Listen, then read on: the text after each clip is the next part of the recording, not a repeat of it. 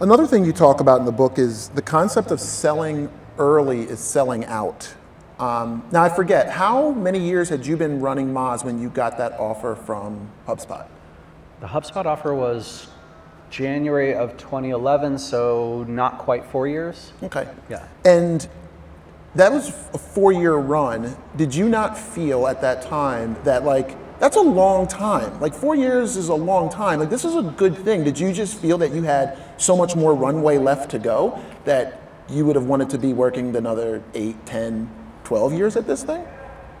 Yeah, I think the reality was that I thought, if this offer is coming in now, there must be tons more offers just waiting, right? Like, oh, well, here's number 1, but number 2, number 3, like they're all coming. So don't say yes to number 1, that would be dumb. You know, it's only gonna get better from here. That is definitely part of it. I think the second part of it was Moz's, the price was a little bit on the low side for what similar companies were selling at. And I think that's, you know, reflecting on it, it's still a great deal, but yep, just not, if they had been maybe 5, 6 higher, we probably would have just jumped in and said yes. And what is the difference in the outcome? Because not everybody's read the book yet. What's the difference in the outcome of what that was at that time and the value it would have been to you versus today? Well, so here's the crushing part of it. People need to hear this. So the offer was for, well, the low end of the offer was for 25. We were pushing for 40. I suspect that we, you know, I felt like we could have gone back to Brian and been like 30 and he would have said fine, but 40 was like too rich. So let's say it was the low number. Let's say it was 25 million, which would have gotten us, you know, the equivalent of $8 million each for my mom and I, a little more than that. However, half of that was in HubSpot stock. Now, what was it, 4 years later, not quite 4 years later, HubSpot had a public offering where the stock compared to the 2011 value was like between 10 and 20x the price.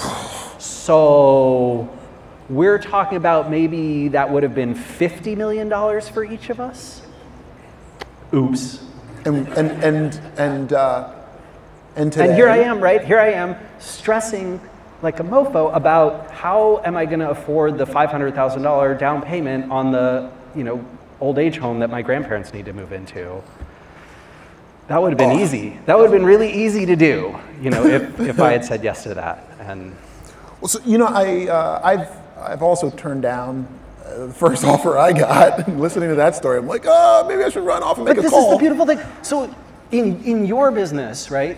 If you have a good year, you can, you know, pay your employees more, or you can take, Nora can take some right off the table. At Moz, we could have phenomenal years. I mean, last year, in a lot of ways, was a good year, right? What did Moz do?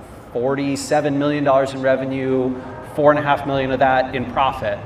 So, you know, if we were running that company together, we could have been like, well, here, let's make $500K in profit, and we can each take $2 million, and don't sweat your grandparents, man, right? But you can't, right? There's no ability to get out until a sale or an IPO or death, right? Like not death, but company death, right? Those are the only exit options once you raise institutional capital. So yeah, real different. Oof, yeah, that's true.